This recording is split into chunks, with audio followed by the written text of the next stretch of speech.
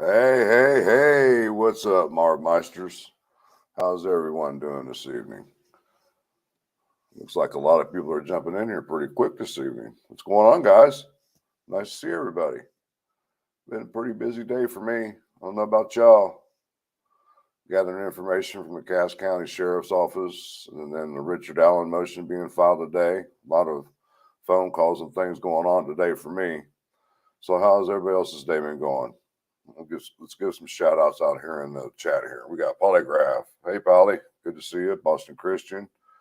Fangirl. Good to see you. Amy J. There's Ruckus. By the way, we're going to have Ruckus up here on the panel here in a few minutes and the professor. So give me a few minutes to go through the chat and give shout outs to everybody. And we'll pull them up and we'll start digging into things that I wanted to talk about today. Coach Kev, good to see you. Angela, Glitterbean, what's up, D? Trust and Justice. Let's see, we got Moon Crystal, Jill Mosier, good to see you. Honeybee, Stories from the Stone, Lakeside Justice, CJK, Rose. What do we got? 517 Kills. Good to see you. Stephanie, Willow Rain, nice to see you. Shane Constantine, nice to see you. Let's see, Olivia too. Randy, good to see you, buddy. Hope you're feeling better today. By the way, D, can you do me a favor and drop Thomas Frost's link in our chat for me, please? I love Elvis Snot Priscilla. Good to see you. See through. Nice to see you. Good to see you, Facebook user. Who else we got on here? Melissa, Bianca. Good to see you. Suspicious Minds. Something to say. Pamela. Freckle Joy. Good to see you, lady. Who else we got in here? Mandy Ray.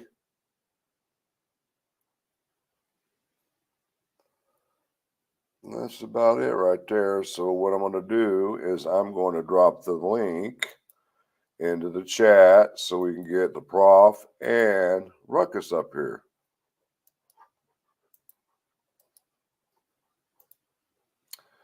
There you go, guys. On the way. As soon as we can get them up here, we'll get into the discussion, guys. Yeah, I had been doing some talking behind the scenes with a lot with Sleuth when it comes to the face mask incident. And we've been running ideas back and forth between each other, and some things were brought up. And then I reached out to somebody else. There's Ruckus. Let's get him in here. There's the man right there. What's going on, man? Hey, Frank, how you doing, brother?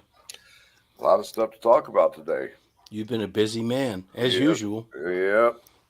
But like I As was usual. explaining to them, I've been collaborating with Sleuth on the backside of everything and That's a good move. throwing some ideas back and forth. And he gives me names, I give him names. And so I started digging deeper into this face mask incident when it came to the transcript with Keegan Klein. Mm-hmm.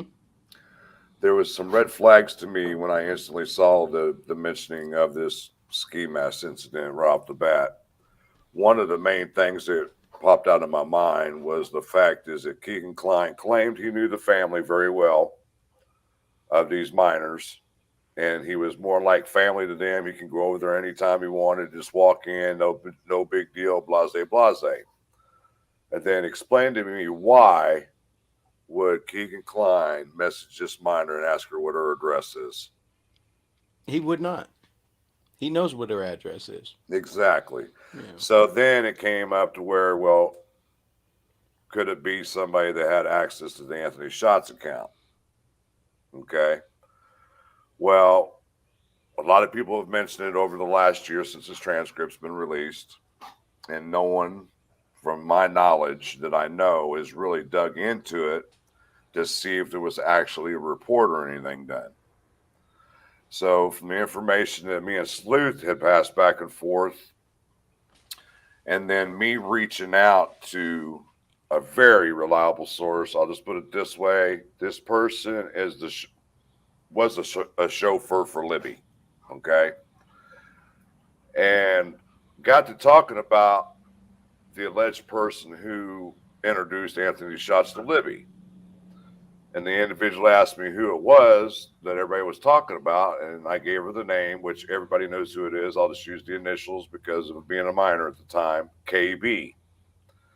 And the individual said, "Oh no, they're completely wrong on that." And I said, "Will you elaborate on what you mean by that?" She says, "I'm the one who took Libby to the sleepover. I know who was there. I knew the two girls. I knew the girl who introduced Anthony Shots to Libby, and I knew her stepsister. And where they lived at was with their grandma, and that's where the sleepover was." So Slew sent me some photos of a couple individuals, and me and him were talking about that. And I was like, okay, I'm going to go back and I'm going to cross-reference the names that was given to me by the chauffeur of Libby, and then the information is out there about the KB. I couldn't find anything about the KB because allegedly this individual is using an alias on social media, and I couldn't find anything about her.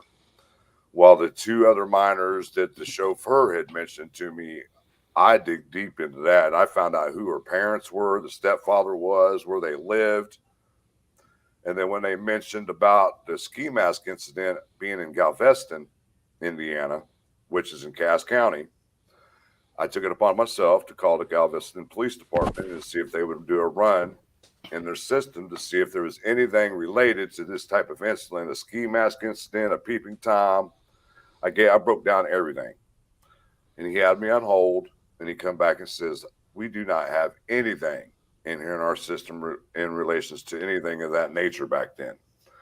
He said, "That doesn't mean that there is not a report. If we didn't have enough guys on duty for a small town, it would have got dispatched out to county." He said, "You might want to check with them too." So sure enough, I contacted the Cass County Sheriff's Department, and they got me in touch with the records department. They sent me the application for request for records. I filled it out, and I'll be damned if the actual sheriff of Cass County did not contact me yesterday and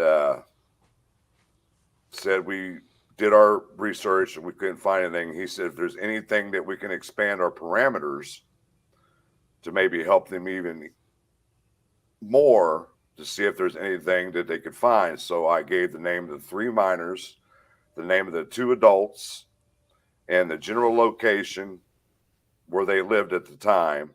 So they expanded their search from Galveston all the way to Royal Center, Indiana. And he got back to me the same day yesterday and said that we have nothing in our system related to any type of incidents, no police runs, nothing in that nature.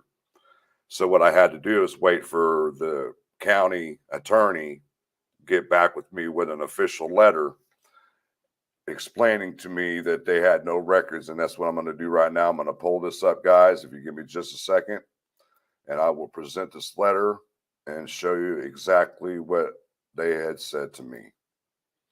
You guys give me just a second here.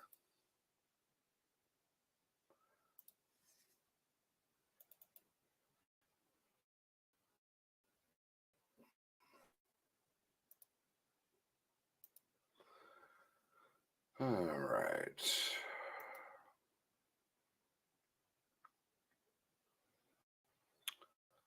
Everybody hear me just fine?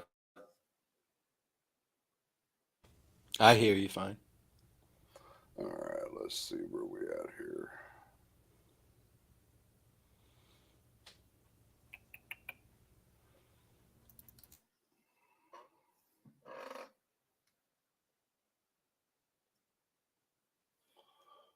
All right. As y'all can see right here, this was the application that I had to fill out with my all personal information. And here is the response from the Cass County Ball office of Jerry Stanton which he is the Cass County attorney, with my name and address. Sorry, guys, but if you want to find me, you'll find me. And it says, in reference to request for access to public records, dear Mr. Sage, let me just a bit. If you guys would quit blowing up my Discord. Come on.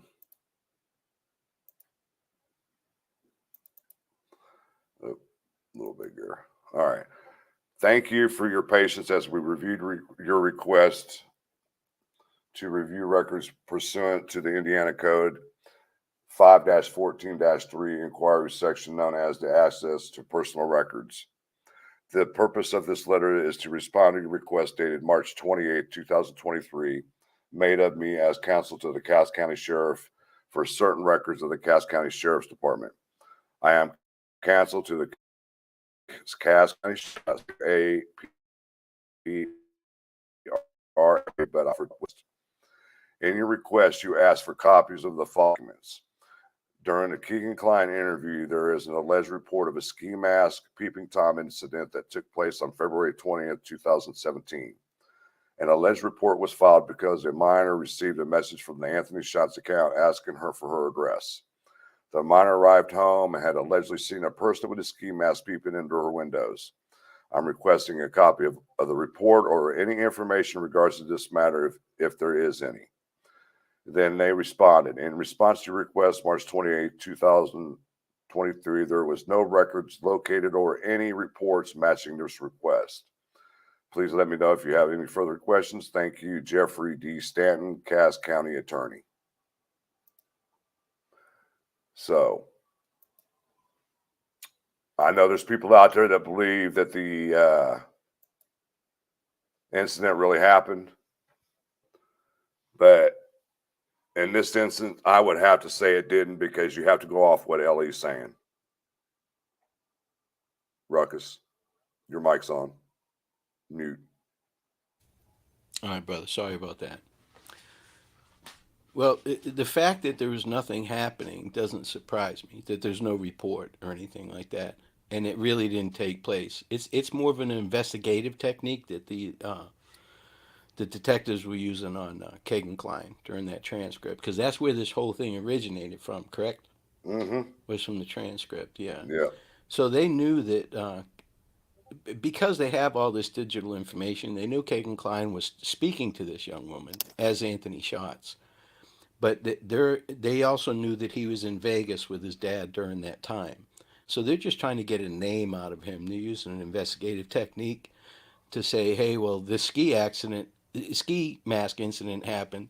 So who was doing it? They're basically asking that. They're trying to get a name out of him, is what they're doing. And it's the same thing in the transcripts. I mean, Keegan allegedly was researching the family. Why would he do that? I mean, he knows the family. And that was another red flag to me also when I saw that. And I was like, man, it sounds like they're trying to pull one of these little stunts that been pulling through the whole way. Yeah, absolutely. Absolutely. It's an investigative technique, though, Frank. And it's effective, but it just wasn't in this case. Right. So that's why I wanted to dig in, because all I hear about the ski mask. No one's been able to verify a report or anything. So you know me well enough. A lot of people out there know me well enough. When I dig in and I get usually what I'm looking for. And in this case, this is verification that it didn't happen in my eyes and other people's eyes. I'm not sure how other people feel about it, but like I said, we have to go off what Ellie's telling us at this point in time. correct. And in this case, I got verification right there that the incident never took place. Well, where the detectives were stupid is they didn't look at the school schedule. School was out that day, so there's no way she was getting off a school bus. Right, exactly. And that was another thing that got my attention. So I went back and researched the school schedule for that year, and sure enough, they were off on President's Day. So, Now, see, I know you and I talk a lot, so I know how you operate. You just didn't call the sheriff's office. You called the PD, everybody involved, in case it got passed around. Exactly. Yeah, you're on it like Blue Bonnet, dude. When you tell me you're doing something, I know it's getting done. Right. So we can put this to bed. It didn't Yeah, happen. exactly. And like we said, I think it was just a ploy on Ellie's part to try to get it to kick into talk. Hmm. And he fought back on it. That wasn't me. That was not me. Right. They had him right there. They just didn't. I mean, they're not very good Right. at what they're doing. That whole transcript pissed me off. It was like, man, these guys are horrible. Where is Prof at? He's supposed to be here. Yeah, we need to get Prof up here, get his opinion on it. Yeah, that's what I told. He said he'd come up. So I'm trying. Prof, if you're in the chat, watching the chat, man, there's a StreamYard link. Anybody else want to come up? You're more than welcome. I mean, I'll text him real quick, Frank. There's the link if anybody else wants to join in on the chat. He might be afraid to come on with me because I'm always right and he's always wrong. That may be the issue. Yeah. That's all right, though. Surprised D hasn't wanted to come up. D. Oh, and when we get to the Richard Allen situation here in just a few minutes, I got an email from a gentleman who was incarcerated in prison, and he's pretty upset with the circumstances surrounding Richard Allen right now, the way they're trying to make it look like what was going on up there in the prison. You know, it's True Crime News. Good to see you, buddy. His defense team's going to try and get what they can out of this. But I'm here to tell you, he's not being mistreated. He's being treated like everybody else. He's probably in the medical unit on administrative lockdown, to be honest with you. But I don't think he's not getting commissary. I don't think he's getting commissary or anything like that. He can't, Frank. He can't. He can't have. He's a suicide risk. He can't have anything in that cell. I'm surprised that they've cut loose and let him have some clothes.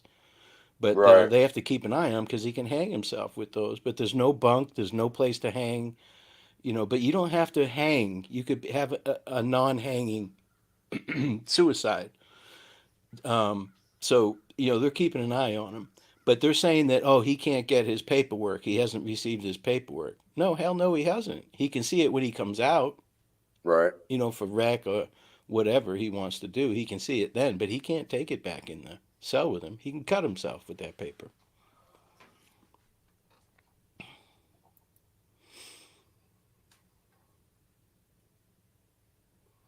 Sleuth's in here. See, me and him have had major discussions when it comes to the ski mask incident.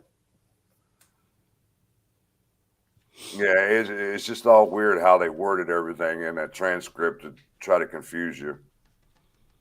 Now, this ski mask incident allegedly took place on what date? The 20th of February.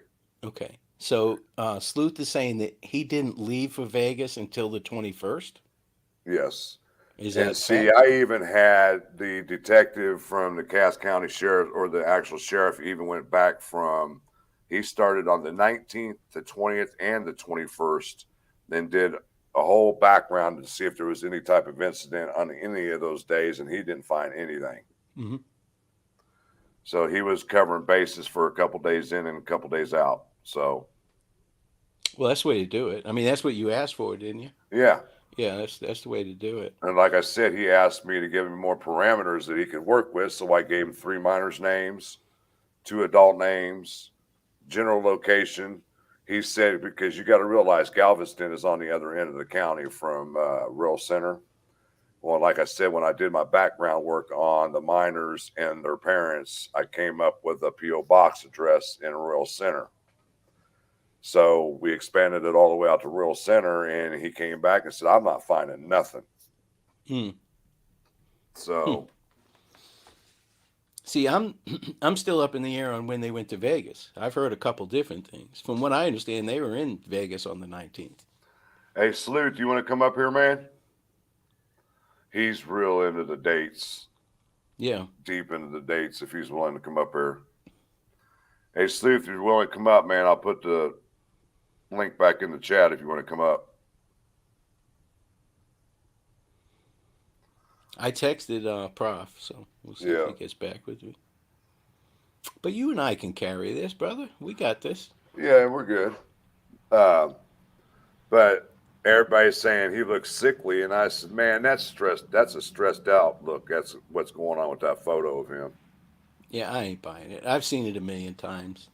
I'm not buying it. He's not being mistreated. He's being treated exactly how he should be treated. He's getting fed 3 times a day. He's receiving medical treatment.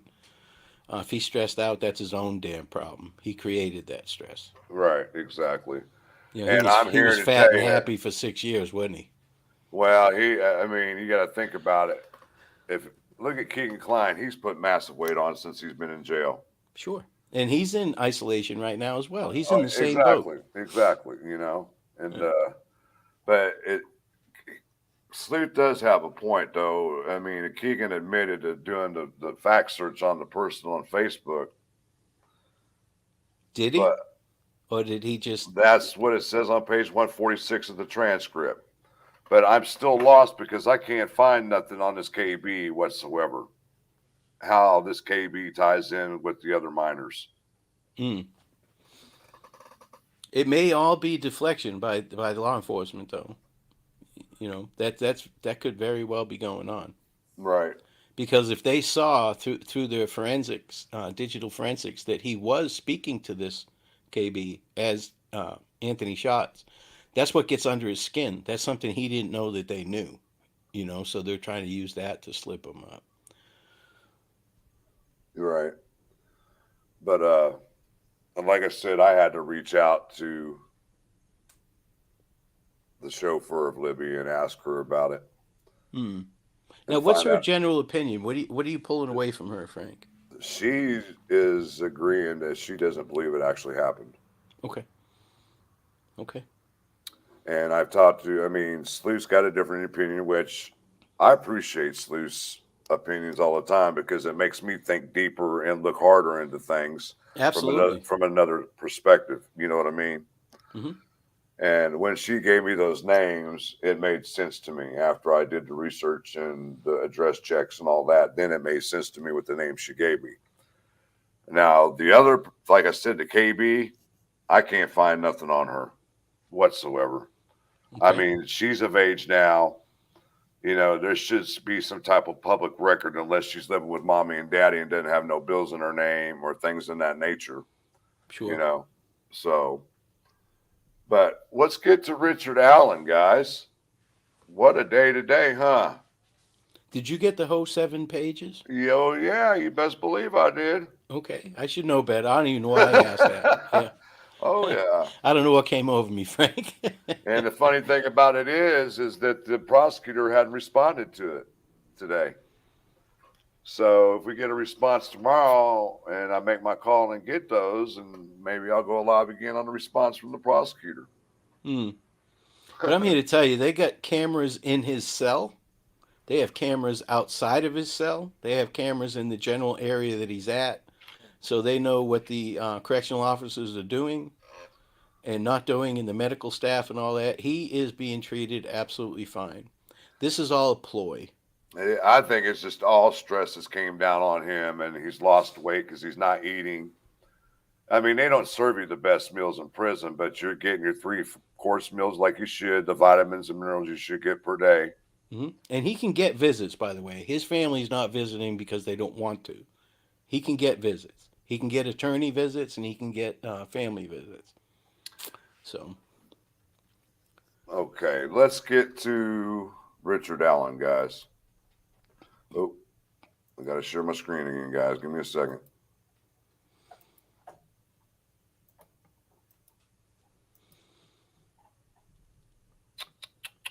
just real quick, how's the weather, Frank? I know you guys were getting hit with some more stuff. Oh, it's calmed way down. It's basically Okay. stopped raining here. Oh, good. Okay. Thank God. You guys have had enough, man. Oh, yeah. Damn it. Well, believe me, but she wasn't going nowhere. She came over here for a little while and was talking about the weather, and we were keeping an eye on it. Because I live in south of Indy, and a lot of the tornadoes happen south of us.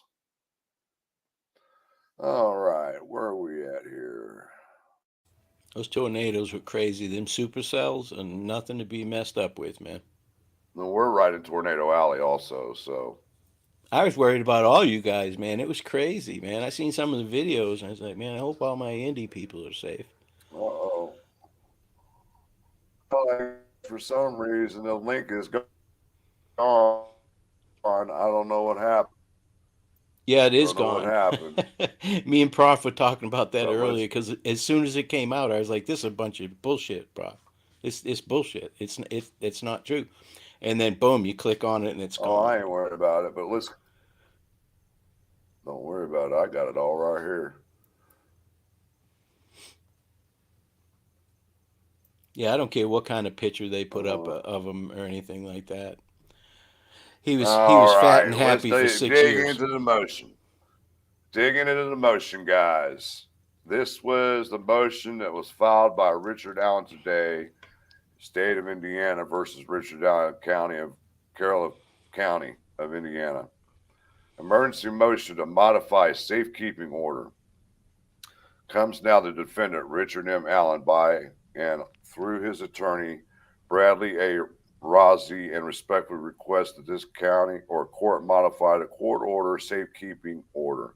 Enter on November 3rd, 2022. In this cause, I support of said motion. Attorney Rossi state as follows. Number one, on or about October 28, 2022, Mr. Allen was charged with 2 counts of murder.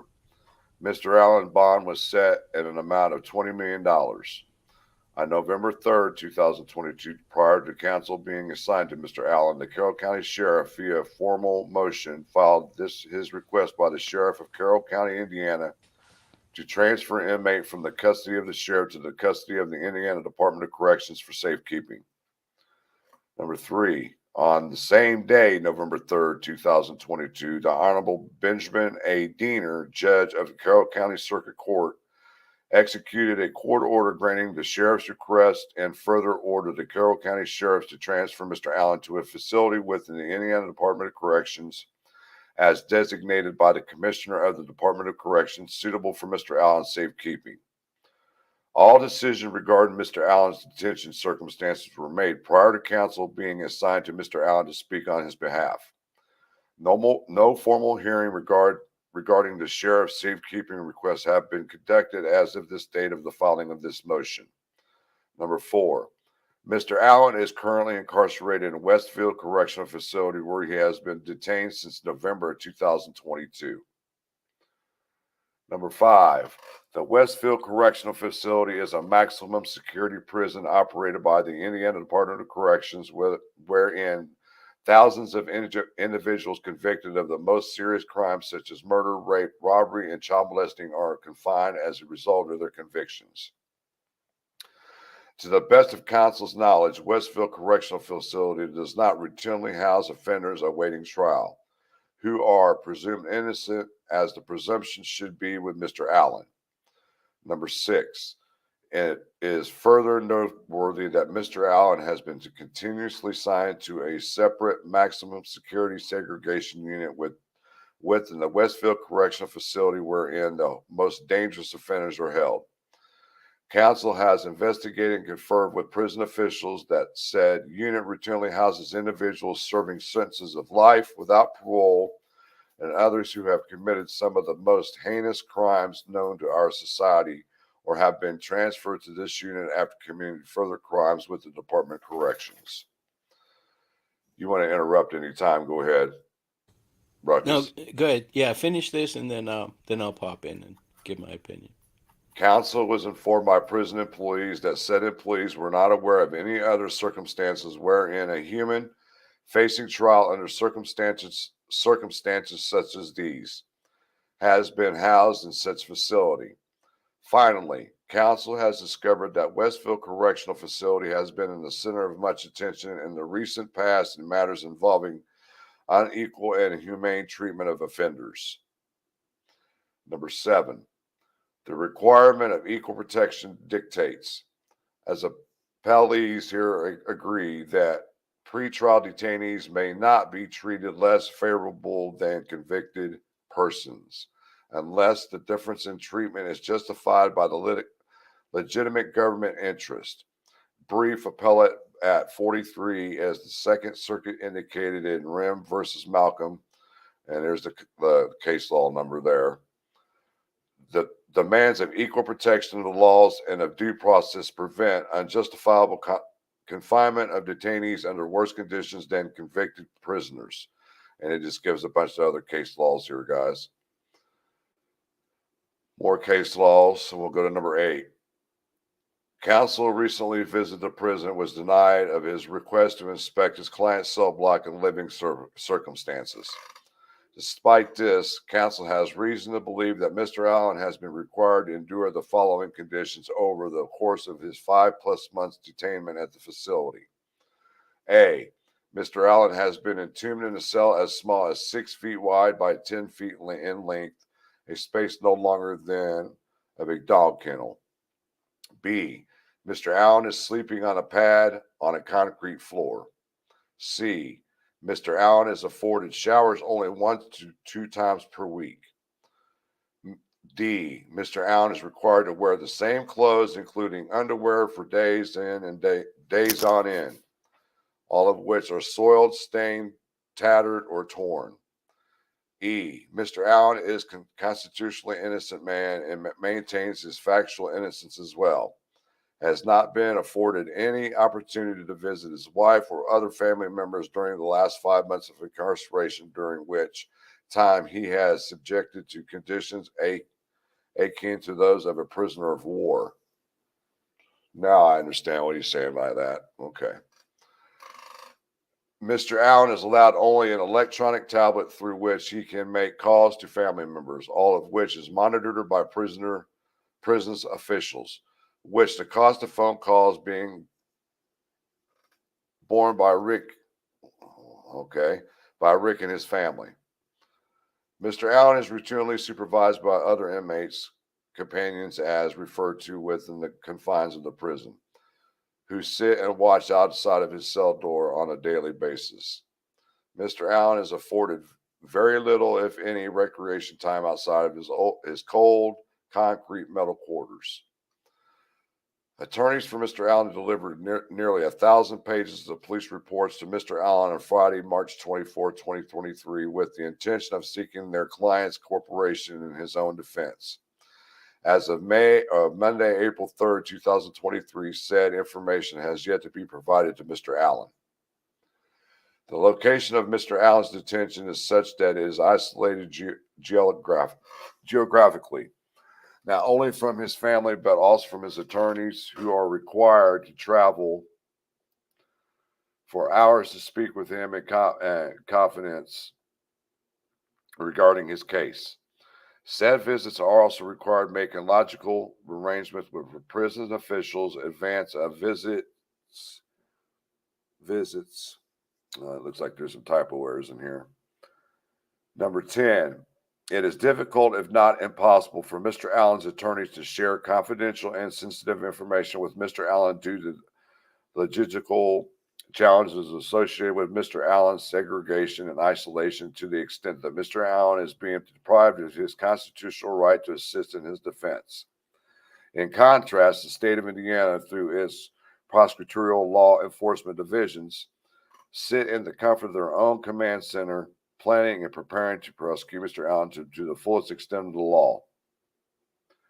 In sum, Mr. Allen is being treated for less fairly than a convicted person, many of which are housed in less secure areas of the prison, are offering programming, therapy, mental health services, routine recreation, contact visit with the family and friends.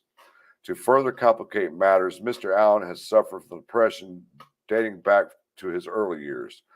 Upon his incarceration, Mr. Allen was presumably evaluated and medicated by prison medical staff. Until a visit with Mr. Allen on April 4, 2023, counsel for Mr. Allen found him to be polite, communicative, with great eye contact, generally responsive to our questions, and exhibiting a good sense of humor on occasions in spite of his false arrest and circumstances. However, Mr. Allen's deteriorating physical condition has been observed by counsel dating back to the beginning of the new year. As recently as February 24, 2023, attorney Andrew Baldwin met with Mr. Allen with optimistic news about the direction of the case.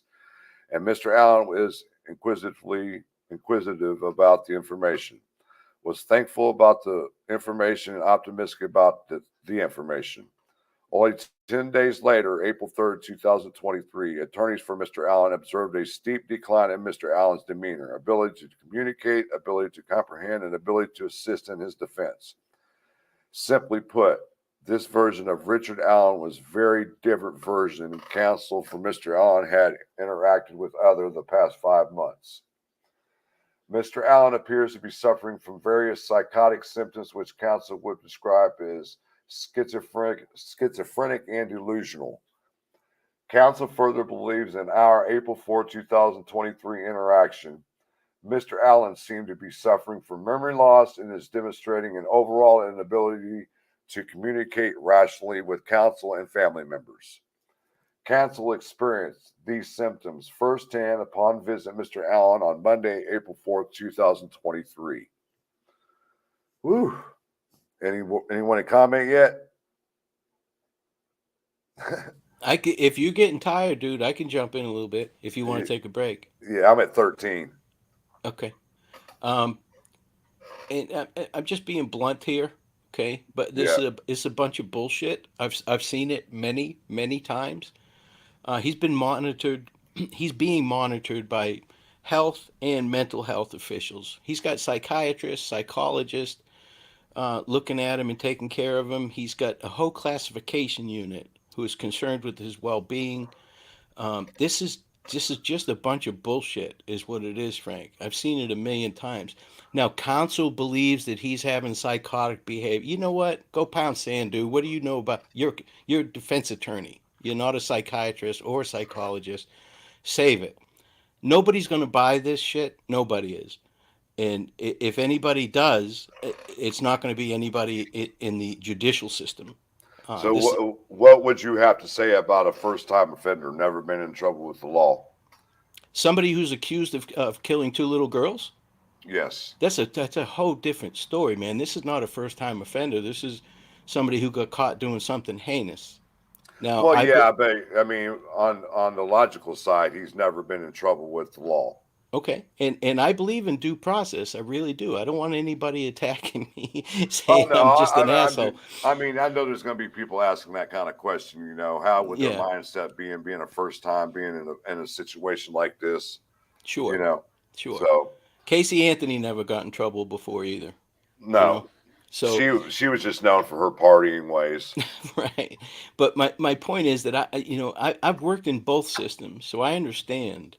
I've seen how people are treated in the prison system and in county jails, and I know this guy's getting good treatment. And he in Florida we call it a Q15, which means a 15-minute check. And every 15 minutes, a correctional officer has to go by, look at him, write down what he's doing, and initial it.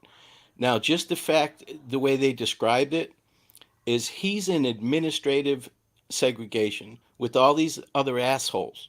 Okay. And I'm here to tell you, they are hollering at him all day and all night. They're not giving him a break on this. You can believe that. And the correctional officers aren't doing anything to squash that. You can also believe that. But I mean, it is what it is. To get him moved out of there and put into another facility, fine. I'm fine with that. That doesn't change the facts. So if you want to do that just to make sure that he's pacified and everything's on the up and up, absolutely. But I don't buy any of it, Frank. None. I don't feel bad for him. See, the same thing happened with Ron Logan because I see people mention it. Yeah, I've got the documents from Aki, or whatever his name is, that he filed with Carroll County prosecutor. Looks like we got Greeno in here. Let's bring him on in if I can get him in here. What's going on, Anthony? I can't hear you for some Can you reason. hear me? Can you hear me? If you can hear me, I can't hear anything that's going on the screen right now, and I don't know why. Can you hear me? Let me back out, and I'll be right back, okay? Okay. Yeah.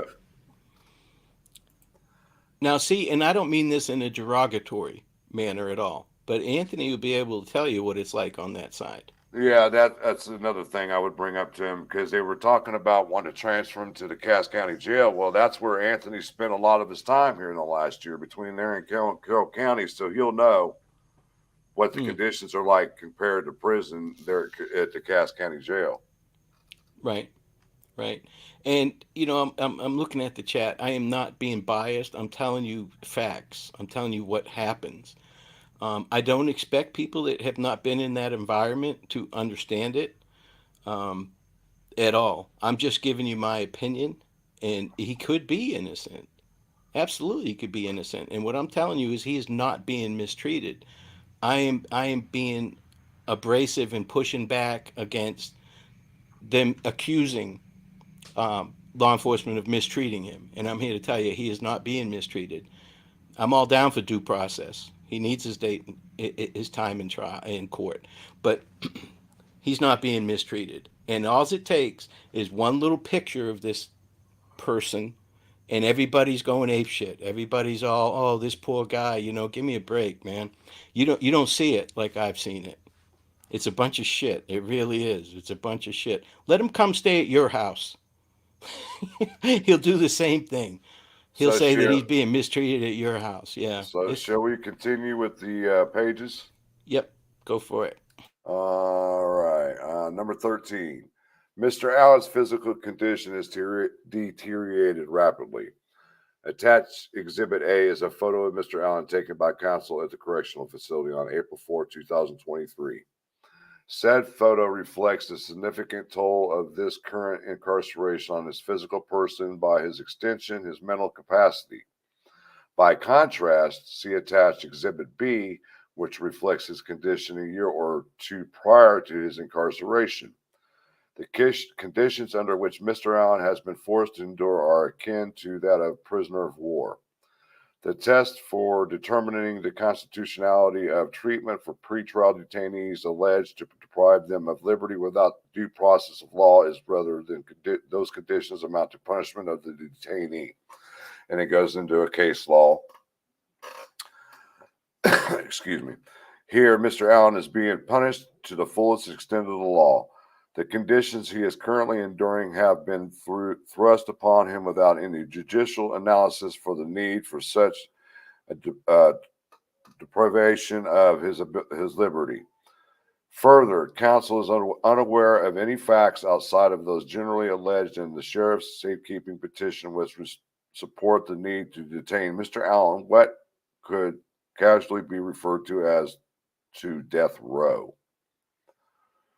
15. Approximately 2 months prior to the filing of the petition, attorney Anthony Rossi was able to secure a more traditional bed space in the Cass County Jail, a newly erected modern jail facility with the most advanced security measures, located directly across the street from Anthony Rossi's office and only approximately 20 miles from the Carroll County Courthouse.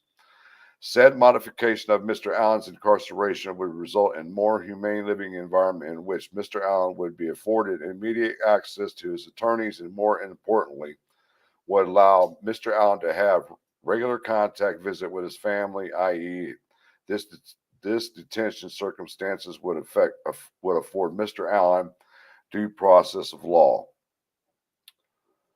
Under these circumstances, Mr. Allen would be treated like other inmates awaiting trial in the criminal justice system, as opposed to being punished based only on the merits of untested charging information, probable cause affidavit.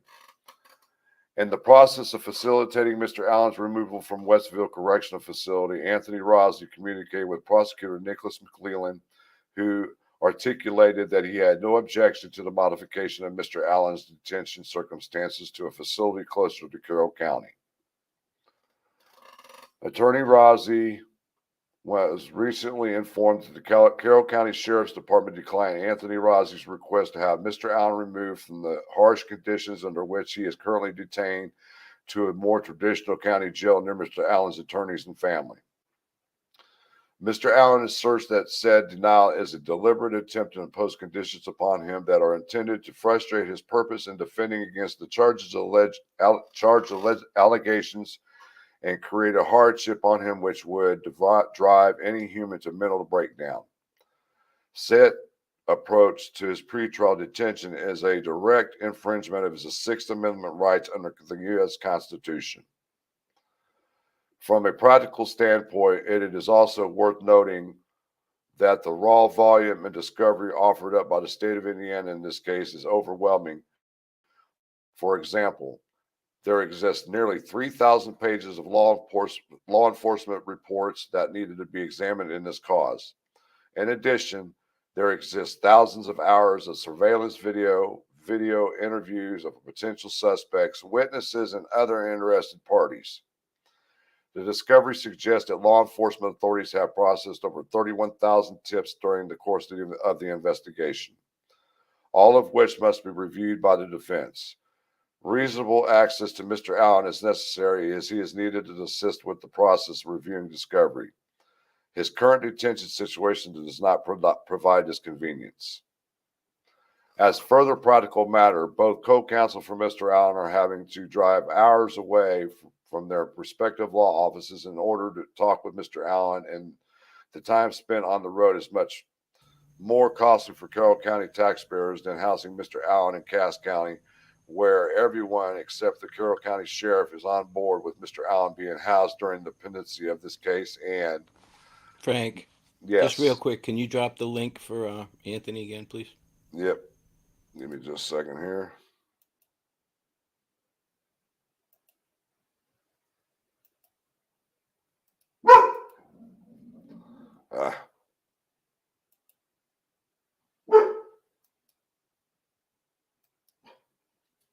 He hears something.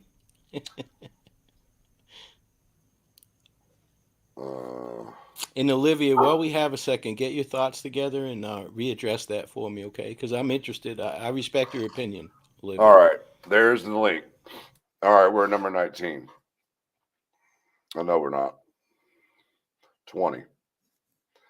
Anthony Rossi believes an emergency exists and time is of the essence based upon the dramatic change in Mr. Allen's condition, including his change in demeanor, change in appearance, change in his overall mental health status, and respectfully request that the Honorable Court modify the safekeeping order as permitted by Indiana Code 35-33-11-1 and order Richard Allen to be transported and housed at the Cass County Jail or somewhere near to his family and lawyers, and to do so without a hearing, or in the alternative to conduct a hearing as soon as possible before Mr. Allen is placed in further jeopardy due to his current placement. And also that Mr. Allen may assist his lawyers in addressing Mr. Allen's mental health concerns, as well as allowing Mr. Allen to participate in the preparation of his defense and for all other just and proper relief in the premises. Respectfully submitted by Bradley A. Rossi. Signed by Bradley A. Rossi. Certified copy. And that shall do that on there. So what do you think? They're hogwash again? I don't hear you. There we go. There he is. What's up, guys? Can you hear me better now? Yeah. Okay, excellent. I had to do it on my phone for some reason. My computer, it wouldn't let me hear it. Yeah, we just finished up the motion, the 7-page motion. It basically boils down to his mental health and all that kind of stuff like that. And me and Ruckus, I mean, through the cases I've followed over the years, I tend to agree with him. It's just a ploy on their part. But then again, I do see that if it is true, there's going to be an investigation. We already know that. The Department of Corrections is going to do an investigation into these claims. And now, as far as him wanting to go to Cass County, that's a good question for you, Anthony. You spent some time in Cass County, not to bring up your past or anything, but explain to everybody what the difference would be to go to Cass County and then just be where he's at. Well, right now he's technically in prison. So you don't usually go to prison unless you're convicted of a felony. And they can't really house him in Carroll County because it's such a small jail. It only holds 35 people at max capacity, and that's with everything filled. So the issue is safety for him. They moved him there for his safety. to keep him isolated because they're afraid someone's going to kill him. Someone's going to hurt him. And so he's in a maximum security part of a prison. He's isolated from everybody else to protect him. Now they want to move him to a different location because they feel it's violating his constitutional rights to assist in his defense. But I think that's just a ploy, and I'll explain that in just a second. Cass County is no different than it's no different than any other jail. It's just a jail. Okay, there's people in there, and there's people in there that will eventually go to prison, and there's people in there that will whoop his ass just as soon as anybody else would, in prison or not. You know, he's not safer there. Everybody there knows about the Delphi case. They watch it on the news. It's not going to help him at all. The only thing it's going to do is benefit his attorneys from having to go so far. Right. What I think is happening here is I think that the defense is establishing grounds for an appeal after trial based on, they'll claim ineffective assistance to counsel. That was not their fault. It was the court's fault because they kept him in a facility where he couldn't reach them, and he's deprived of his sleep, and he's sleeping on a hard bed in a small cell. Let me tell you this. Every jail, that's the size of the cell. Okay. You're there and you're not getting out. And there comes a time when you first go to jail, especially if you've never been there before, like him, you go and you're depressed at first. It's like, man, this is miserable. I don't have anything, you know, everybody's like against me. But then there comes a point of reality when you're like, man, I'm not getting out of here until this date. Or in his situation, he doesn't know what's going to happen. And so he's probably sitting there going, I'm probably going to be in jail for the rest of my life. And he's going through a breakdown. He's breaking down. And that's just what happens when you're in there. There's nothing that anybody can do about it. Everybody goes through that. And that's just part of what's going on. You know, you don't get out much. You wear the same clothes. They only give you 2 pair of clothes at Westville. I was at Westville and I was at Cass County. So they only give you 2 pair of clothes to go through the week. You do laundry once a week. So you do wear clothes multiple days, but everybody does. Now, you were at both places. Which one would you rather be? Well, I'd rather be in the county jail. Right. You know, exactly. Yeah, I'd rather be in the county jail because it's a little bit better there. But that's right. I guess it kind of depends, though, man. If I have to do long term, I'd rather probably be in prison because you can go outside and do things and make money and different things like that. But it's the environment, the people. Though. He's in ad seg. He's not doing anything with all the assholes, and they are not letting him sleep, man. You know they're not. No, they are screaming at the top of their lungs. They're beating on walls. They're making noise all night long. And he gets 1 hour. He gets 1 hour a day. He's locked down 23 hours a day, 7 days a week. I bet he doesn't come out most of the time, Frank. He doesn't want to deal with the inmates yelling at him. Exactly, and he basically his 1 hour out is in another little caged in area that's not much bigger than where he's at. That's right. You know, that's right. And for the comment that I made about let him come stay with you, I meant that as being he would complain about that as well. His attorneys. Here comes the prof, guys. Would complain about that. Oh, here he is. There's the professor. What's going on, buddy? But he's not being mistreated. There's he's not being mistreated. Being treated just like everybody else is in there. And do they have boats? We have boats in Florida, plastic boats to sleep on. They're not on cement floor. He's not on a cement floor. He's got a mattress. Correct. The mattress only gets about that thin, you know, after multiple people laid on it for years. And so the pillow's even thinner. Hard. Yeah.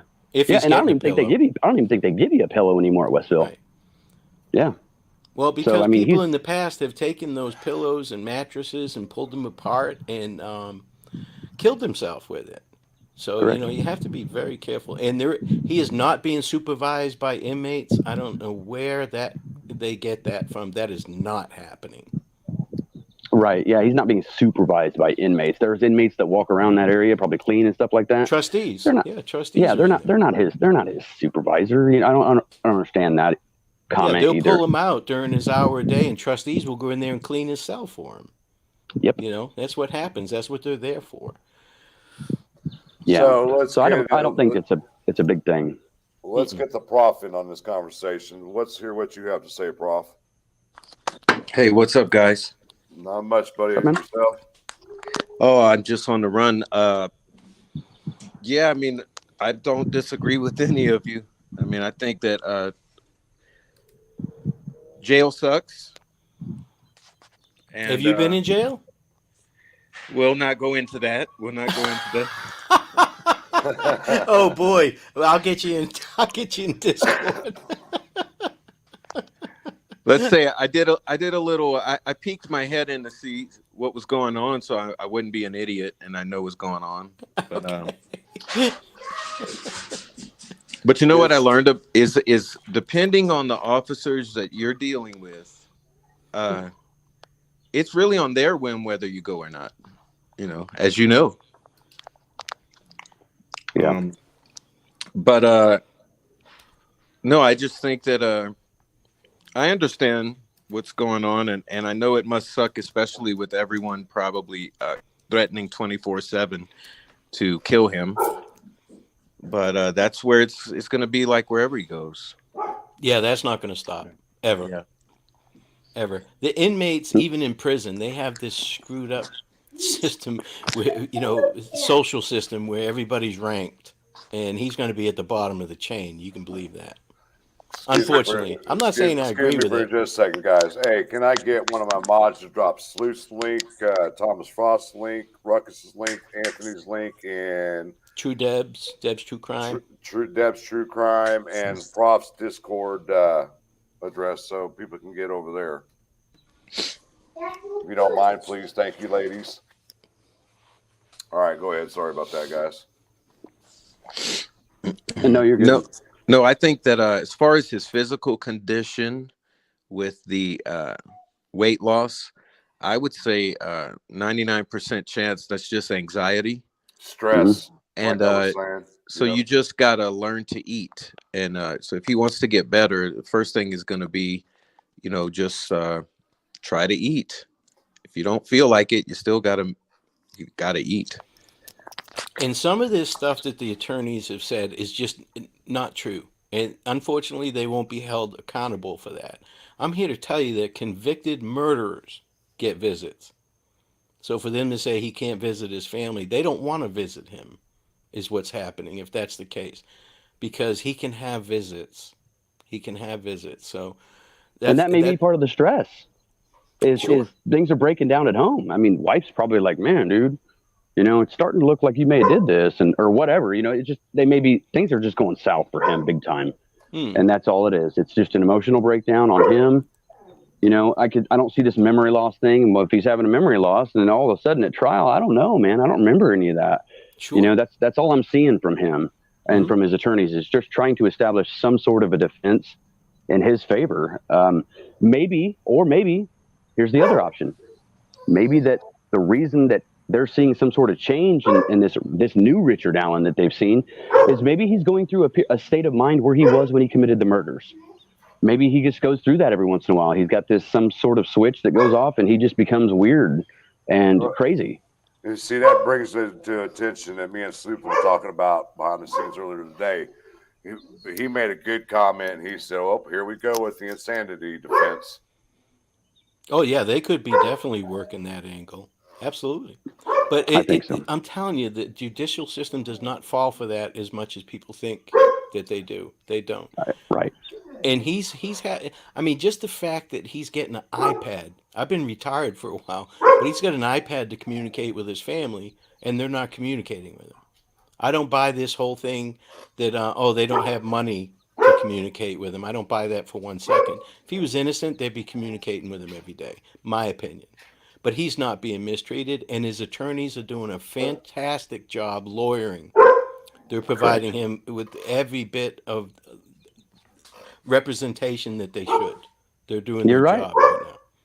Yeah, he's totally right. You're totally right, man. I 100% agree with you that they are doing a very good job for him. They are really fighting in every angle they possibly can to establish this. They even put it in there due to his false arrest, and it's like they're trying to make somebody feel like it's an accident or he was mistreated in some way. It's working. It's definitely working. Yes. And they're getting paid well too. I don't know the complaint about driving.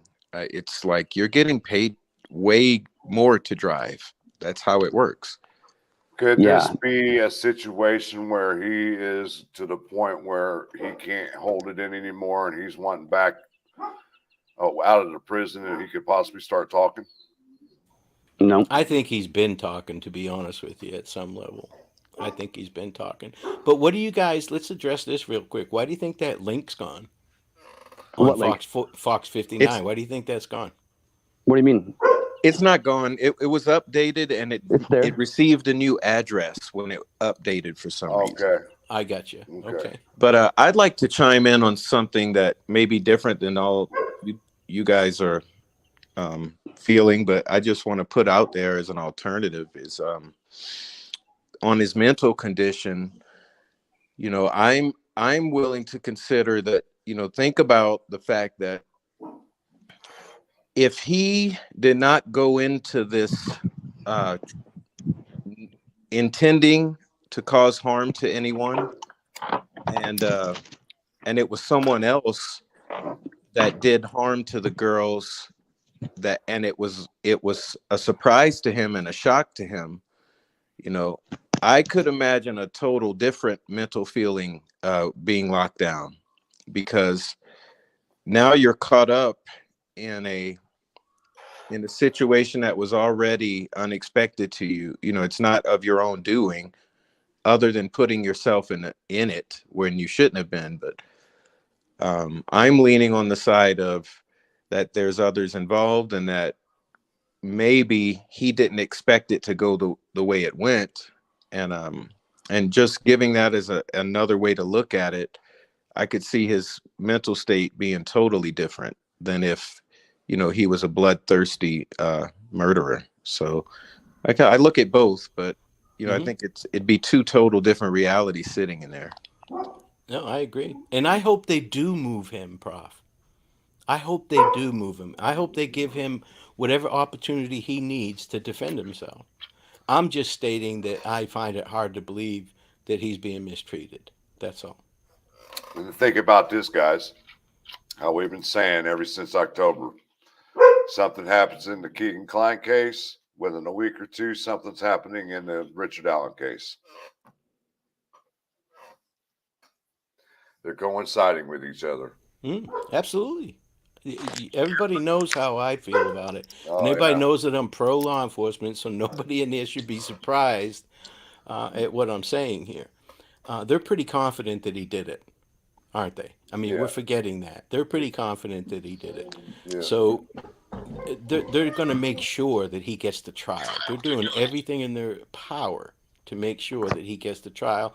He asked for a continuance, they gave it to him.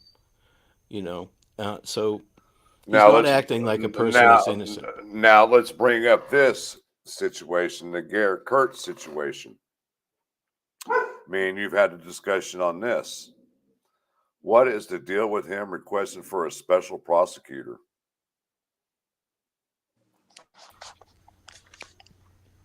Prof? Either one of you?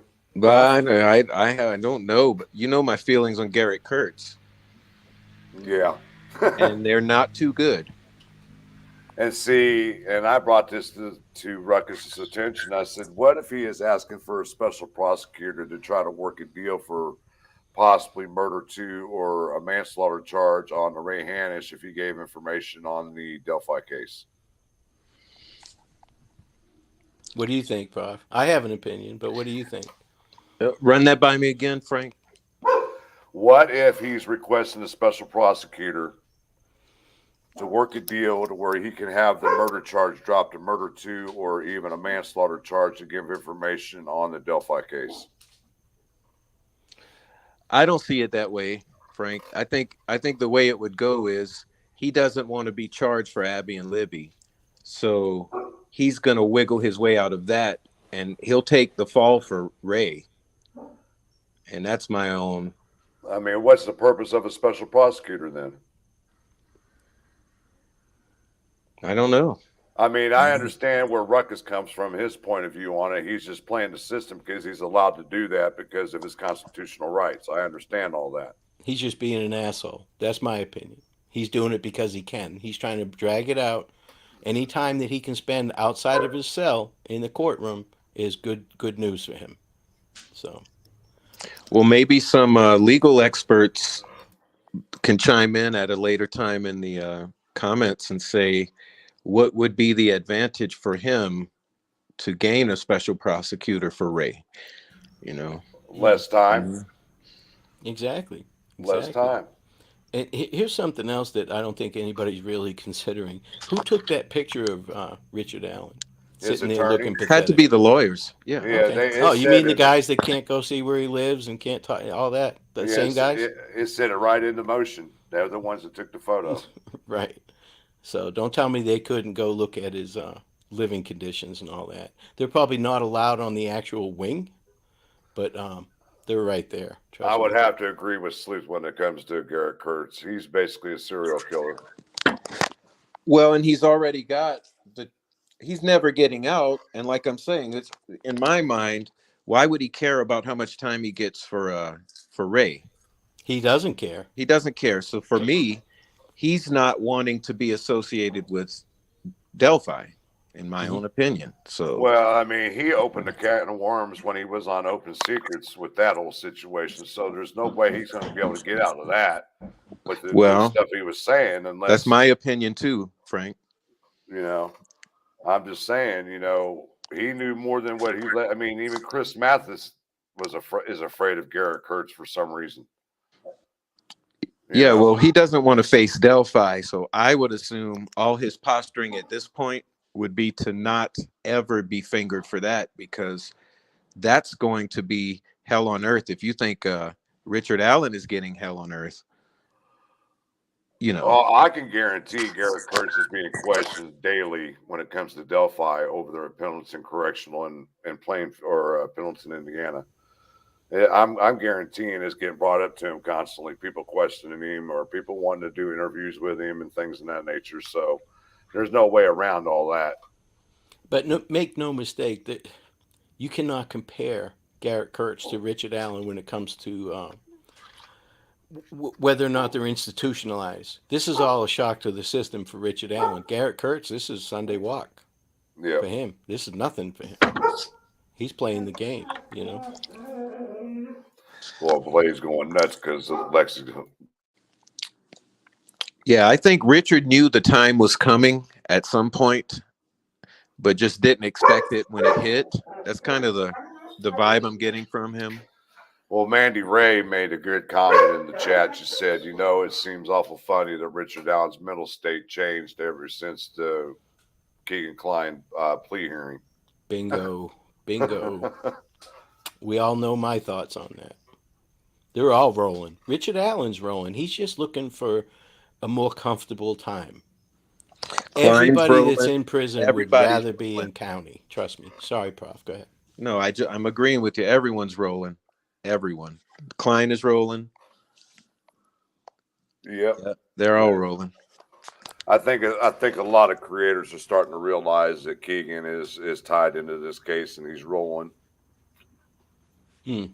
Now I agree with that.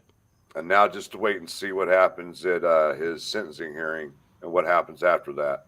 It's all about the deal now, Frank. Oh, Who can get the deal?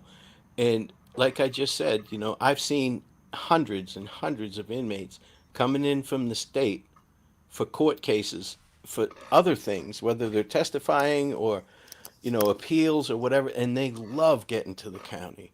The county is so much nicer than the state prison. It really is. Now, Prof, we had discussed the ski mask incident. I don't know if you were listening in or anything. You give us your take on that whole situation. Well, Ruckus and I argued for about 30 minutes until I put him in a headlock, got him to agree. He did. He did. I think it's a non-issue and it's unimportant because whether it happened or not doesn't matter. I think that the goal in mentioning it to Klein was to come up with another name outside of him and his father. Exactly. So they wanted another name. Whether it really happened and they wanted to know who it was, or whether it was fictitious and part of the interrogation technique and was bluffing to get another name. No matter what, they didn't get the other name, and we don't know that. Well, it wasn't in the transcript. We know that, but I just think that it's a non-issue. I mean, right now. Hmm. I never thought it was an issue, to be honest with you. It didn't make sense. Just never made sense to me. And like you said, Richard Allen is not tall and skinny, so we knew it wasn't Richard if it did happen. So Or Kagan. right? Well, Right. exactly. Or Tony. So Exactly. Yeah. so we know what's up with it. I mean, it may come about at a future date to have some relevance, but I think it's just another thing to obsess over because it's moving so slow. So I Now, try Prof, not I to. don't know if you could read the chat, but Walker Homestead said people are still stuck on GK. Good Lord. Well, I'll maybe be you right should go back. watch some Open Secrets and also, listen to his own words. You might change your mind, bud. I'm sorry. We all feel how we feel.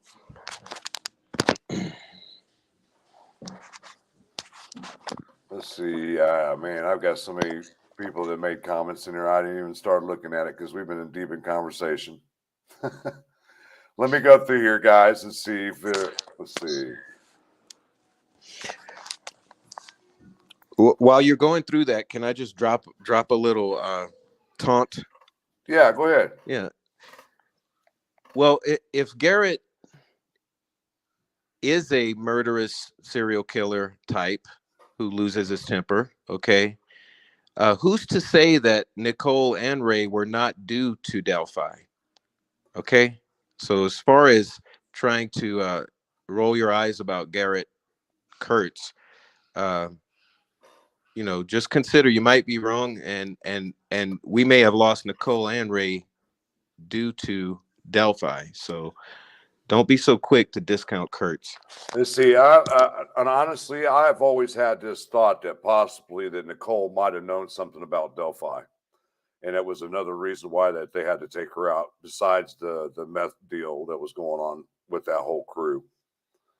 So, I mean, I haven't got it one single person that I've named my sole POI because so many names have been brought up into this case. You just don't know which way to look or which way to turn, left, right, up and down, north, south, east, or west, whatever, So that's why I always try to keep an open mind and look at other hypothetical situations that we can look at that might lead us somewhere. And that was one of the reasons why I wanted to verify this whole ski mask incident, like me and Ruckus had talked about, and several others have talked about, is that some things just didn't add up in the transcript, and I wanted to dig deeper into what was going on, and that's what I did. I mean, people have been wondering if there's a police report or anything like that out there. Well, from my seeing things over the last little over a year, I hadn't seen anybody make an attempt or try to find a report or anything. So I took it upon myself to make some phone calls, and that's what I did. You did a great So, job, too, man. I like the way you operate, Frank. and now I'm more, like I said before, guys. Everybody talks about the Ron Logan situation. There's never been an obituary or anything in that nature. Believe me, 99.99% the man is deceased, and I'm just going to get a death certificate to show that he is deceased, so nobody can worry about, well, there's no obituary. Like I said in my last slide, my brother passed away last September. There was no obituary for my brother. A lot of people don't understand what it costs to get an obituary printed in the newspaper.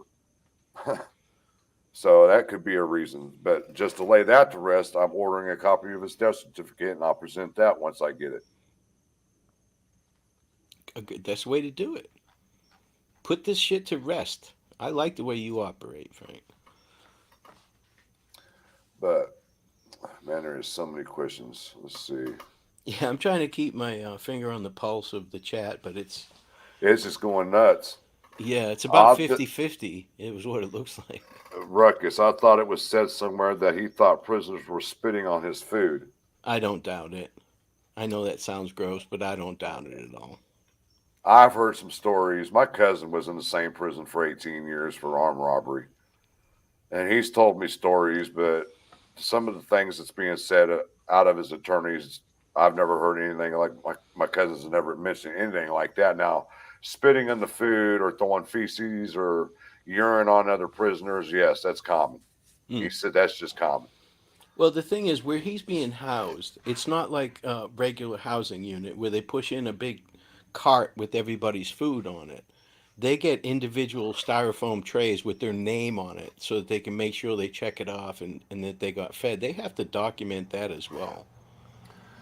So, yeah, it wouldn't be hard to pick him out and do something to his food. Wouldn't be hard Right. at all. This is from Sleuth the Prof. Could you explain the unspent bullet, maybe a fight with the other killer? That unspent bullet is an anomaly to me, and the only way I could see it happening, reasonably,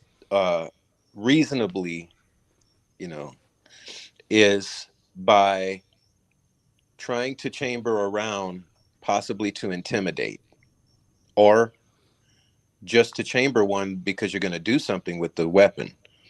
But if you already have one in the chamber and you chamber another one, then the one that's in there is going to pop out. And it's all, if I close my eyes and visualize it, I see it happening. You go ahead and try to chamber one. Maybe you're nervous. Richard looks like a nervous guy, And maybe he he's was probably nervous. never been in that situation before either. Yeah, he's all hot and bothered, nervous, and he racks it again, not realizing he's already prepared. There's already one Sure. in there. Well, I think he did that, honestly, just my opinion. I could be wrong. For compliance. Listen, do what I said. And he racked one out. Right, that's almost Hollywood. But it makes sense, doesn't it? This is from Lynn. If the prisons are not treating the inmates good, that's on the prison. People are not thinking about how they're treated, just the way they are put away. Like I said, Lynn, if these allegations are coming from the attorney, I can most guarantee you that the Department of Corrections of the state of Indiana is going to do an internal investigation on the situation with these allegations. So that's almost a given. Everything is documented these days. Everything's on camera. It's almost polygraph says Ruckus, does spit have calories? Oh my goodness. That's nasty. I thought of another point about the bullet. And it's totally different. It's not what Sleuth asked, but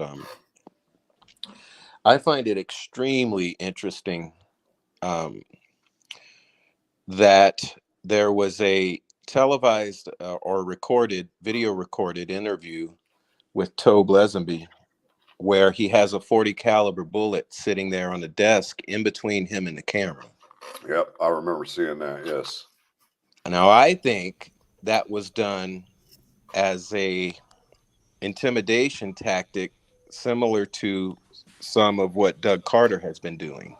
Sure. Letting him know, hey, we got a bullet. Yeah, we know you lost this bullet, possibly, maybe. Mm-hmm.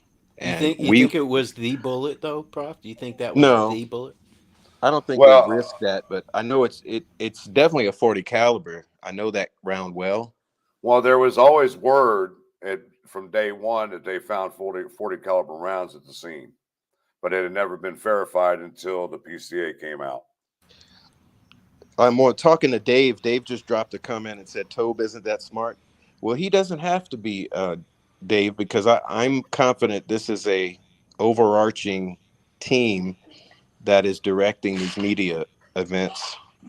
So it could have been a strategic thing to say, you're going to do this thing and have the round on there because we want to put heat on whoever dropped that round. So he could be smart, right? But he could be.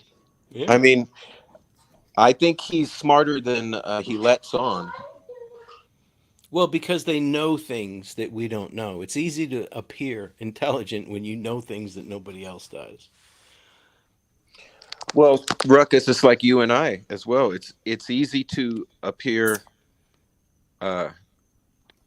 uninformed about some things that we know that we just don't talk about publicly as well. Mm-hmm. Some things it's not time to talk about. That's harder, though. That's harder to do. See, Here's from Sleuth. He said, witness said muddy, bloody, like he was in a fight. No signs of a struggle other than killer could have kicked R.A.'s ass, cleared his weapon, and gave it back. Hey, maybe. I mean, that's absolutely plausible, Sleuth. Absolutely plausible. If there's an angle, Sleuth's gonna bring it up. He See, Muddy and is gonna. bloody. I don't know. Muddy and bloody never sat well with me, and I it's sort of a thing where if I was muddy and bloody, no way I'd be seen. No, You know, but absolutely not. but at the Yeah. same time, maybe it could be because in that situation he had to get back. Let's say he was muddy and bloody, and he has to traverse a quarter mile or whatever to get back to where he's going to his transportation. Hmm. He may have had to expose himself for just the the least amount of time. He would have strategically probably hugged that wood line and said, eventually I'm gonna have to brake for the car, when I have to, and that might have been the moment he was seen. But But he I could have been emotionally spent too, and yeah, he just could have not been all thinking. freaked out. Yeah, Sure. there's no telling. It all comes into play. It all comes into play until we find out. I mean, the muddy, bloody witness, we're not even positive about that, and we don't know what was on the Hoosier Harvestor camera yet. Did they see him on there or not? You know? Yeah, I'm going to address digital too. He just dropped a nice one, and I agree with it. Is that if the actual bullet was on Tobe's desk and the defense can prove it, the bullet will be inadmissible. So I'm sure that that was not the bullet, because they're I don't think the dealing with bullet's going to come into play anyway. they're dealing Any with attorney, DNA. Possibly they would not have contaminated that bullet by putting it on a desk.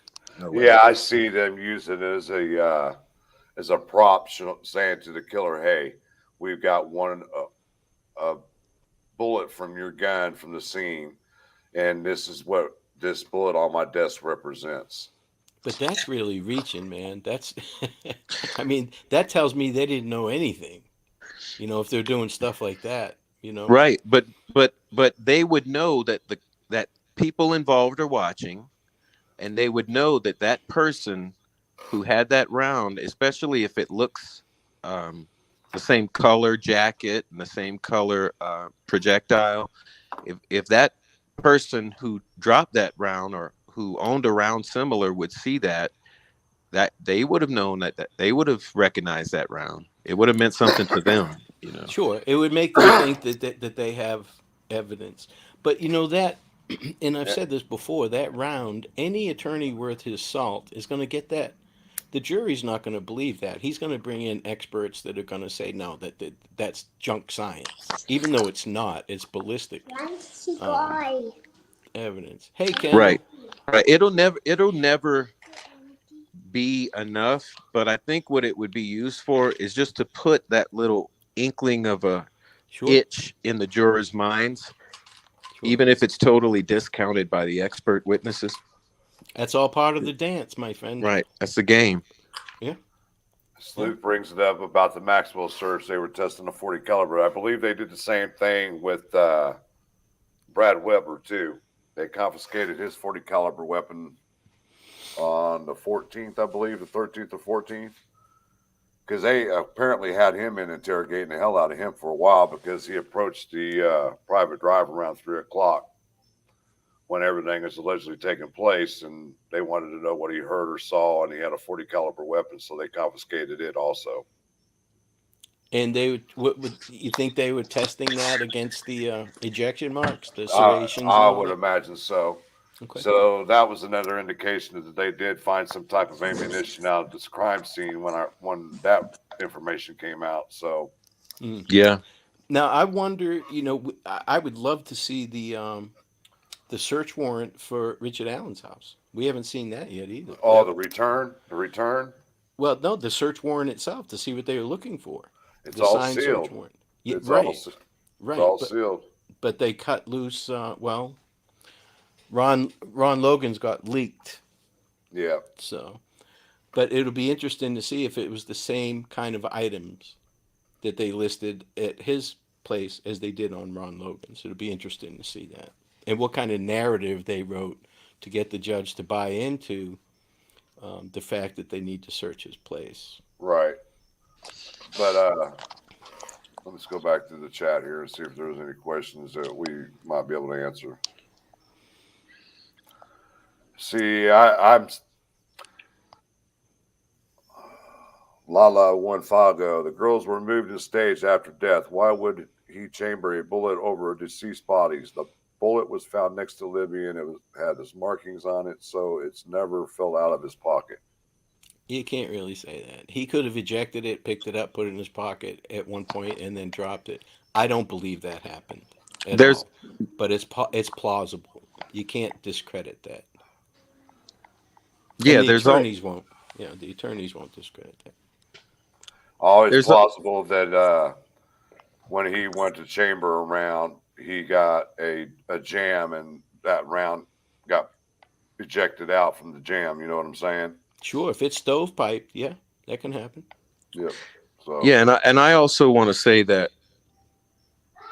we're assuming that the girls were moved and staged after their deaths. There could have been any combination of a number of scenarios that involved staging and or moving, and to assume that the girls were deceased before they were moved and staged, that's just an assumption because none of that has been given. We know all that because of the Ron Ives comments, right? That's where we Well, get that stuff. that they are were staged, but we don't know when they were moved and if were they injured. I'm sorry if you're sensitive, or family, you might want to tune out at this moment, but if they were only injured and then moved and then further traumatized at the scene to their deaths, then I could see that bullet being dropped there. If they're still alive as they're being staged, so it's rough. this is directed Ruckus from Sleuth. If you can get your hands on the bicycle bridge warrant, apparently it mentions extraction marks and testing. Not sure. Sure. And I have also, I'll email it to you, Frank, or I'll send it to you in Discord. There's precedence for this type of thing. There was a guy that convicted of a murder, and they never found the weapon, just found unspent rounds that matched the casing from the crime scene, the same ejection marks. So Yeah. it's not junk science, and there's precedence in the state of Indiana. And this guy appealed, went back through appeal, and lost again on that evidence. So there's precedence in that state. So Yeah, but they're going to bring experts from outside of the state. We all know that. they're going to parade them in and out. The judge, I don't know how much the judge is going to put up with, but they're going to get as many experts in as they can. Well, you've seen what Nick McClellan said in the last county council meeting. They had upwards of 100 witnesses. We know that a lot of them are going to be state's witnesses, as like professional doctors and forensic people and things of that nature. But how many of these people are actually witnesses to the crime and the events that took place that day? Sure. That many witnesses tells me that they don't have a whole bunch of physical evidence, and they're relying. Now that's it's not just eyewitnesses; it's expert witnesses and stuff Right. like that. Yeah, they could also potentially call up every single person on the trails that day, which may go up to 20, 30 people. I mean, Right. Mm. yeah. Hey, if you guys get a chance, there's like 220 people watching. There's only 91 likes. If you guys could take a second just to hop in there and give Frank a like, it goes a long way with his aneurysm. Algorithms. Guys. Okay. Algorithms. Oh, my bad. I'm sorry. My bad. Hey, I got what's jokes. going on, Divided Kingdom? What's going on, Kit? The bloke. What's going on, young man? That's Callie. I call him Britjit. He's I a call him British young jitterbug. man. Me and him used to have some in-depth conversations behind the scenes on Discord. He's my bruv. Yeah, That's what he is. he's a good kid. Very good kid. So, I mean, a lot of people don't like his ways, but you know what? We're all kids at one point in time. So, Sure. you know, Sure. I don't Was think he cares if anybody likes him, to be honest with I, you. you know what? If I made a nickel for every person that didn't like me, I'd be so rich right now. I wouldn't be on YouTube. Sure. Just today, And if and people and, didn't. and I don't even make no money on Discord or on YouTube. Yeah. This is all a passion for me. So, Yeah. I could never be a massage therapist because I rub everybody the wrong way. hey, Yeah. look, Indy Pam says, Frank, do you think maybe RA is sick because I mean, like we were just talking about Indy Pam, it's awful funny from the beginning of October. These cases are coinciding with each other. One week, one case is doing something, then the following week or two, the next case is doing something. So that told me that these cases are working together behind the scenes and things that we don't know about. Absolutely. There's a lot we don't know, and we won't, Frank. And if there's deals made and he pleads out, we'll never know. Exactly. We'll never Exactly. know. And that's what I'm afraid of. I mean, not only us creators and social media personnel or personalities, whatever you want to call it, but besides the family, I think they deserve to know exactly what took place and the reasoning and why it happened. Mm. And if Nick McClellan was smart, I'm just saying, if he was smart, I would not take no damn deal. Well, it depends, Frank. Is there somebody else that they need to get? That's huge. Well, I mean, if they haven't got somebody by the end of the year, that's telling me there's nobody else they're going to get. Well, with the amount of digital forensics they have, I would have to agree with you. I would have to agree with you. At this point, they may not know the person's name, but they have digital evidence to implicate somebody once they find out the name. But if they haven't, within the next 6 months or so, they don't have anybody. I I mean, don't think. you also got to go back and think about this. You got to realize when Keegan says that he doesn't know who the person is using, even though he was implicating his dad, and he was talking about, well, maybe my friends were over and I was allowing them to use my phone. You got to realize Keegan might not know these people by their actual name. He's going to know them by screen names. Hmm. That's what That's he's right. going to know them by. Yeah, absolutely. So and if And he's our given faces. right, and if he's given AK or alias names or whatever, then they've got to do their research and trail that back to a certain individual. Mm, So mm. Well, in case these guys are listening, you know, the soonest ones to roll get the best deals. So Absolutely right. The these sweetheart deals. these two are getting the best deals. So they might as well take advantage of that because whoever's coming up down the pipeline next, they're going to get the shittier deals or none.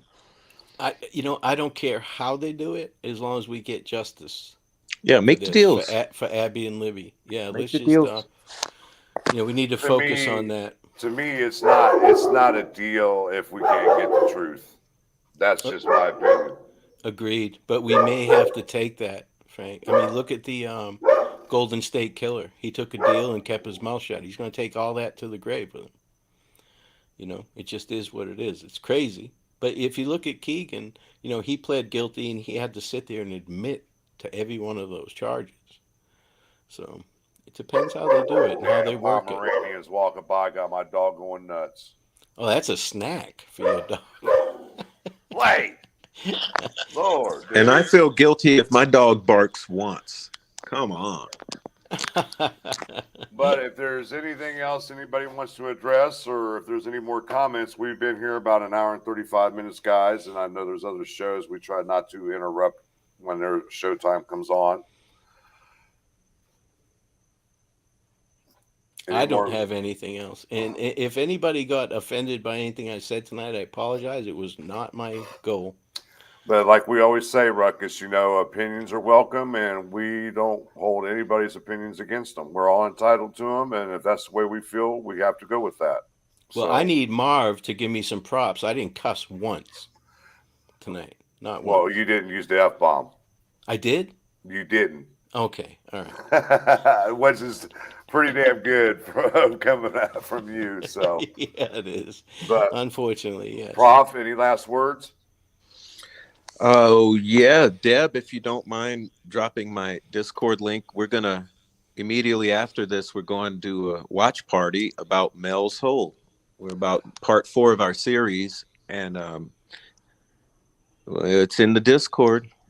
Okay, one more thing, guys. If anybody needs documents that has not obtained anything that I might have, feel free to email me. Where is my email? While you're Where's looking it for at? that, I want to address see-through. It wouldn't be hard to figure out at least how many people were involved by the crime scene if there's footprints and all that, which I'm sure there was. We don't know anything about the crime scene, unfortunately, outside of what Ives kind of teased us with. But we don't even know cause of death, time of death, manner of death, none of that yet. So we don't know. And if anybody wants to be generous and donate to my Cash App account, would be greatly appreciated. Let me take this one off. Here we go. Yeah, me too. My ears are really hurting. We gotta wrap this up. My earbuds are driving me crazy. Mine didn't.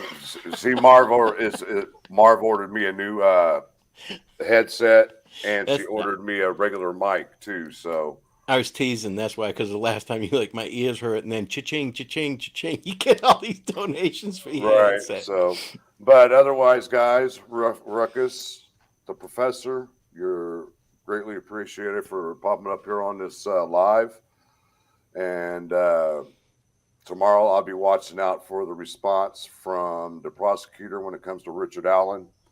And if it does come out, I will make sure I grab it. And if I do get it, more than likely that I'll go live again tomorrow night with the response and the judge's order on that. So, but Good night to the chat, and please hit that like button on your way out if you haven't already. yes, please, people, hit that like button for me. I appreciate it.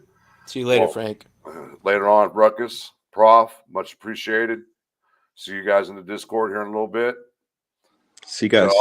To all my people in the chat, much appreciated for coming out tonight. I love y'all. Until next time, you know what time it is.